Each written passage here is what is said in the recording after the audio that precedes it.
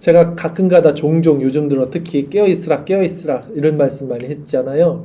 사실 제가 드리는 말씀은 10년 넘게 전한 사역이 항상 동일합니다. 저 똑같은 설교만 했어요. 제가 옛날 설교를 뒤적여 봐도 똑같은 말을 하고 있어요. 그런데 신기한 건 뭐냐면 저는 10수년 동안을 똑같은 말을 했는데요. 저는 한 번도 식상하거나 제 스스로가 이 말씀 전하는데 진부하지 않았어요. 한 번도 했던 걸 또 재탕한다는 그런 마음으로 들지 않았고 늘 새로웠어요. 늘 같은 말을 하는데 늘 새로워요. 저는 오늘도 똑같은 말을 합니다. 그런데 먼저 제 안에서 늘 새로워요. 왜 새로운지 아세요? 이것이 살아있는 말씀이니까 새로운 거예요.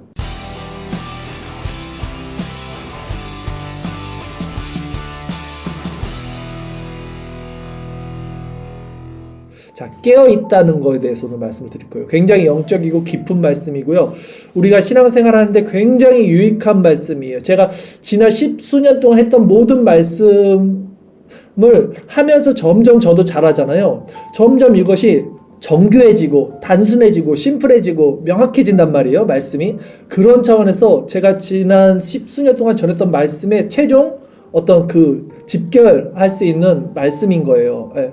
깨어 있는다는 것은요, 여러분, 새 생명을 의미합니다. 새 생명 가운데 사는 삶, 깨어 있는 삶, 성령 충만한 삶, 다 같은 말이겠어요. 속사람의 소욕 가운데 있는 삶. 근데 이것은 현실에 묶여 있는 마음의 상태가 아니에요. 그리고 이 깨어 있는다는 것은 즉 초월한 마음입니다. 초월한 마음. 이 마음도 부패했어요. 네. 근데 이 마음 말고 이 새로운 마음, 새로운 본성. 그래서 이 초월한 마음이라고 할게요. 그래서 이 초월한 마음의 자유와 해방과 곧 영혼의 쉼, 영혼의 시원함, 이런 것들이 깃들어 있는 상태가 깨어있는 상태예요. 이거를 느껴봐야 돼요. 우선은 이걸 느끼고 이 지점을 느꼈던 그 지점을 기억하고 있어야 돼요.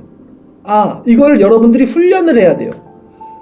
이거를 느끼지 못한 사람에게는 할 말이 없지만 지금 제가 이 말씀 잠깐 드렸던 것을 아시는 분들은 이 지점을 기억하고 있어야 돼요. 그 받았던 그 마음을 잘 간직하고 있어야 돼요. 우선은. 자, 오직 자신의 죽음을 본 자들, 자신의 생명을 십자가에 못 박는 자들, 죽음 후에 상태가 무엇인지를 본 자들만이 깨어있는 그 상태를 알 수 있어요. 여러분, 이게 중생 얘기하는 거죠. 십자가. 자, 죽음 후의 상태가 무엇인지를 본 자들이라고 그랬어요. 제가. 네, 실제적으로 이거 여러분들이 영성을 가지고 봐야 돼요. 이게 나의 육체의 죽음도 봐야 되고 그 후의 세상도 내가 경험을 해야 돼요. 후의 세상을 경험 못하죠. 천국 가면 경험 못하지만 영적인 걸 얘기하는 겁니다. 그 마음 상태에서는요, 여러분, 어떤 마음이냐면 깨어있는 마음, 새 마음은요, 기쁨과 감사와 평안으로 이게 충만해지면 느껴져요. 따뜻함이 있어요. 따뜻함, 사랑, 이런 것들이 충만해져요. 쉽게 해서 기도할 때 성령 충만 받을 때의 마음이에요, 이게. 근데 왜 그렇습니까? 할 때 그 마음은 하나님과 연합되는 하나님 자리에 있는 마음이에요. 하나님 마음 자리예요. 그게 그 깨어있는 상태가. 그러기에 그것은 세상 사람들이 힘으로 여기는 것들 있죠. 세상 사람들은 뭘 위로로 얻었습니까? 우선 돈이죠. 건강이겠죠. 또 명예겠죠. 뭐 가족이겠죠. 이런 눈에 보이는 가시적인 것들을 위로로 삼아요. 세상 사람들은 힘으로 삼는다고요. 그런데 지금 제가 말씀드린 깨어있는 상태에서 하나님 그 마음 자리에서 동일하게 은혜를 받은 사람들은요, 지금 이 은혜가 세상 모든 자연들이 위로받고 추구하는 그 위로와는 어떤 뭐랄까요, 차이가 난다는 걸 느껴요. 차이가 나는 게 아니라 다르다는 걸 느껴요.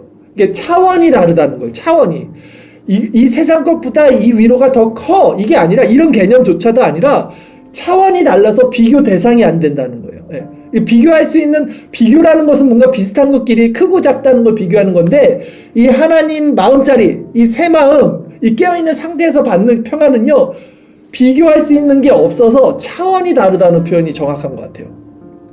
그러니까 이걸 받으면 상위 차원은 하위 차원을 담고 있기 때문에 하위 차원에서 최고의 가치, 돈, 건강, 물질 이걸 다 받고 있어도 이 상위 차원에서 이 깨어있음의 상태를 딱 경험하면 이걸 다 덮어버린다고요. 예. 그래서 위로가 되는 거죠. 이 세상에 살아가는 모든 것들이. 자, 여기까지는 여러분들이 이해를 했을 거예요. 저는 지금 이제 잘 들어보세요. 현실을 무시하는 말씀을 드리는 게 아니에요. 제가 이런 식으로 말씀을 드리니까 제가 계속해서 오늘은 좀 설교가 길 수도 있습니다. 들어보세요. 어쨌든 제가 이런 식으로 계속 형이상학적인 걸 얘기하니까, 그러니까 제가 제 걸 모니터링 해보니까 사람들이 본질을 깨뚫지 못하니까 이게 도대체 밑도는 느낌이 드는 거야. 그렇게 생각할 수 있겠다. 뭐 좋은 말이긴 하는데 뭐 와닿지는 않는다. 뭔 소리인지 모르겠다. 이럴 것 같은 거예요. 그래서 제가 다시 한번 설명을 제대로 드리는 거예요. 제가 드리는 말씀은요, 세상 현실을 무시하는 말을 하는 게 아니에요. 무시하자는 말이 아니에요. 즉 말해서 마인드 컨트롤해서 하늘의 것을 막 마음에 소원을 담아서 이 세상 것 이제는 다 이겨버리고 이 하늘의 소망을 담고 그냥 그렇게 살자, 이 말씀이 아니에요. 잘 들어보세요. 깨어있는 마음 상태에서 상황과 현실을 바라볼 때, 상황과 현실, 이 현실이죠. 이 물질 세계를 바라볼 때 이 현실을 지혜롭게 헤쳐나갈 수 있는 힘과 용기가 주어져요. 이게 포인트입니다. 이해 가세요? 어떤 하나님 나라를 우리가 성취하면서 이 땅의 것을 무시하고 아니면 그것을 포기하고 살자는 게 아니라 어떤 신령한 것, 그 하나님의 마음, 지금 깨어있는 상태, 이걸 경험하면요, 이 세상에 살아가는 것은 그대로 현실은 있어요. 상황은 그대로 있어요. 이 상황을 무시하자는 말이 아니라 상황을 살아갈 수 있는 힘과 지혜와 용기가 생겨요. 이 얘기를 드리는 거예요.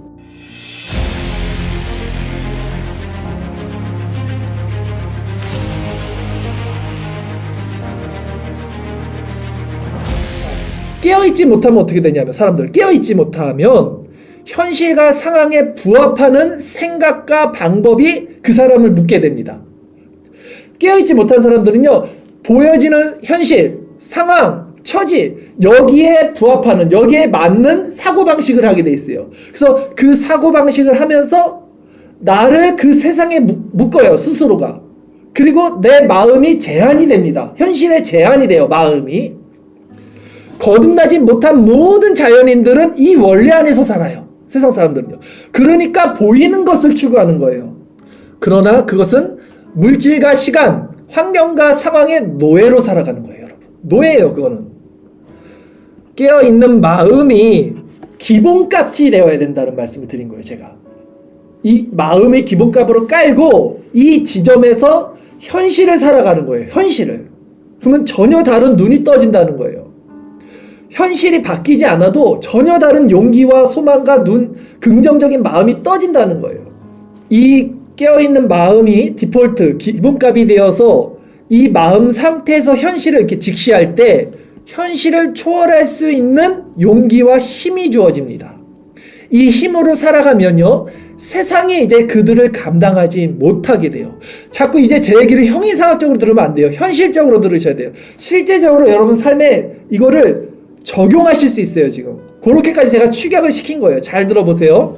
성경에 보면 믿음의 선진들이 나오죠. 이들이 어떤 원리로 살아가는지를 보세요. 깨어있는 마음으로 현실을 살아가요. 우리가 요즘에 계속해서 오늘 갈렙 말씀 묵상 받고 여호수아 말씀 묵상 보는데요, 12 정탐꾼 가데스 바네아 사건 나오잖아요. 현실을 본 사람들은 10명이고 깨어있던 사람들은 2명이에요. 여호수아와 갈렙. 자, 여호수아와 갈렙은 깨어있는 신앙이었어요. 근데 이 여호수아와 갈렙이 깨어있는 신앙으로 그냥 이상적인 신앙을 추구했던 사람들이 아니에요. 현실에서 계속 살아가고 현실에서 싸우고 현실에서 열심을 내고 천국은 침노하는 자의 것, 계속해서 전쟁을 해서 나가서 이긴단 말이에요. 그러나 그들의 마음은 현실에 있습니까? 아니에요. 갈렙이 85세가 됐는데도 아직 힘있다. 안악자손 커도 상관없어요. 나 이길 수 있어요. 이게 현실적이에요? 현실적이지 않아요. 그들의 깨어있는 마음은 하늘에 있지만 현실은 땅에서 살아가고 있다고요. 이 조합이 일어난다고요. 이게 부조화가 아니라 조합이 일어나야 된다고요. 이 지점에 대해서 오늘 말씀을 드리는 것입니다. 그러기에 우리 시선은요, 여러분. 우리 시선이 생각입니다. 우리 마음이에요. 우리 시선은 항상 현실과 상황에 맞춰져 있으면 안 돼요, 여러분. 현실과 상황을 이렇게 보고 있으면 안 된다고요. 현실과 상황이 우리 마음을 붙잡고 있으면 우리는 절대 깨어있지 못해요. 그러기에 이 시간에 제가 도전을 할게요. 나를 깨어있지 못하게 하는 세상적인 모든 것, 나를 지금 붙잡고 있는 세상적인 모든 것에서 시선을 돌리셔야 돼요, 여러분. 부정적인 것에서 시선을 돌리셔야 돼요. 자, 근데 이 시선을 제가 돌리라는 게 뭡니까? 구체적으로 부정적인 모든 것, 하나님으로부터 오지 않은, 세상으로부터 온 모든 것이 죄라 그랬어요. 네, 아주 긴밀하게 하나님과 연합되면 우리가 보는 어떤 세상적인 거, 이게 뭐 죄야? 그것도 죄예요. 모든 것이 죄의 영역으로 들어가요. 그것들 다 끊어내라는 말을 하는 거거든요, 지금. 네, 유튜브를 뭘 보든 뭘 하든 뭘 생각하든 누구와 만나든 무슨 얘기를 하든 하나님, 믿음으로 하지 않은 모든 것이 하나님께 속한 것이 아니란 말이에요. 그 모든 것을 끊어내라는 말씀을 지금 하는 거예요. 그런데 우리가 왜 못 끊어내냐, 그런 것들을 왜 못 끊어내냐, 왜 세상이 계속 주목하고 있냐, 왜 시선을 하늘에 두지 못하고 있냐, 나를 묶는 그 세상 것들을, 세상을 사랑하는 마음이 내 안에 있어요, 여러분. 이걸 봐야 돼요. 여러분 안에 이 세상, 끈적끈적한 그 세상을 사랑하는 마음이 여전히 있다고요. 하나님은 물론 사랑하죠. 그러나 세상을 사랑하는 마음이 여전히 있어서 이게 갈팡질팡 이랬다 저랬다 왔다 갔다 하는 거예요, 지금. 그러니까 마음이 계속 깨어있지 못하고 있는 거예요. 그런 작은 습관들이 세상과 여러분을 연결시킵니다. 아주 작은 것들이요, 세상과 여러분을 연결시키면요 어떻게 되는지 아세요? 그 순간 하나님과 여러분이 분리돼요. 그 순간 여러분이 깨어있지 못하게 돼요. 자, 작은 습관 하나야. 이게 그냥 뭘 하나 봤어. 그 순간 여러분은 깨어있지 못하고 눈을 감기게 돼요. 왠지 아세요? 여러분이 그 세상 속성과 너무 부합화되니까요, 여러분이 그 소욕이, 여러분이 겉사람이 이 세상 소욕과 너무나 부합하고 일치하기 때문에 그걸 보는 순간 잊어버려요. 이 깨어있는 상태가 뭔지, 하나님과 연합된 상태가 뭔지를 날아가 버려요. 이게 속사람의 상태가 자연스럽게 하나님과 분리가 된다고요. 결론적으로 말씀드릴게요. 이 깨어있는 마음으로 사는 사람들 정말 소수입니다. 정말 소수입니다.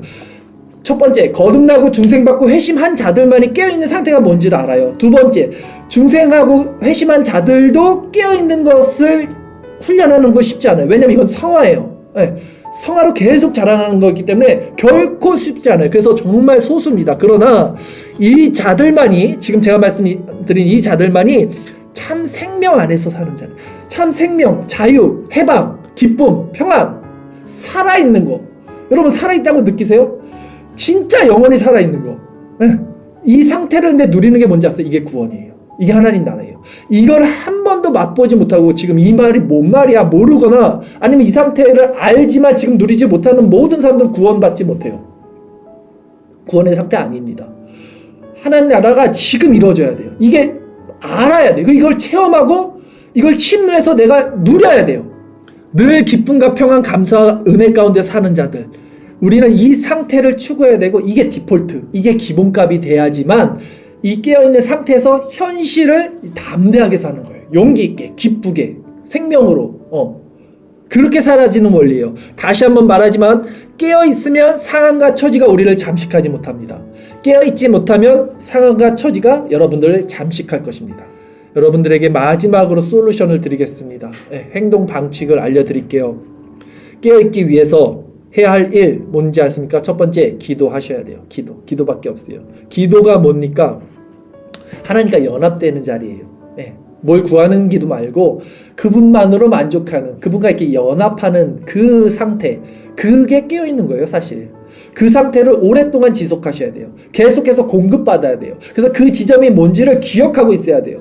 그래서 그 지점에서 이것을 잃어버리지 않아야 돼요. 이거 한번 잃어버리면 다시 되찾기 어려워요. 비행기가 한번 높이 뜰 때 어렵죠. 한번 떠 있으면 이제 잘 순행하듯이 우리가 이 지점을 맛보잖아요. 그러면 이 상태로 쭉 갈 수 있어요. 성령 충만한 상태로. 근데 이걸 맛보기까지는 어려워요. 그거 한번 놓쳐버리면 다시 올라가기도 어렵습니다, 여러분. 그래서 기도를 하시는데, 기도를 보면 하나님과 연합되는 것이 무엇이냐, 기도하면서. 여러분, 뭘 구하셔야 되냐면 기도하면서 여러분 죄를 드러낼 수 있기를 구하셔야 돼요. 하나님께. 회개가 일어나야 돼요. 회개. 이게 너무나 중요한 열쇠입니다. 네, 깨어있기 위한 열쇠. 기도하실 때 회개함으로써 거룩해져야 돼요. 여기까지 가야 돼요. 회개 깊이 하고 여러분의 모든 죄들 생각이 막 납니다. 아, 이것도 그래, 이것도 죄였지. 아, 이것도 죄였어. 맞아. 그리고 그것들을 끊어내는 것까지 결단이 돼야 돼요. 네, 그렇게 하나님 만들어 주셔요. 그래, 이제 이거 하지 말자. 이것도 하지 말자. 저것도 하지 말자. 그게 뭡니까? 거룩이죠. 그게 깨어 있어요. 그러면 그 상태에서 지금 제가 말한 평안, 기쁨, 소망, 은혜, 감사, 충만 한순간 여러분 심령에 이것이 채워집니다.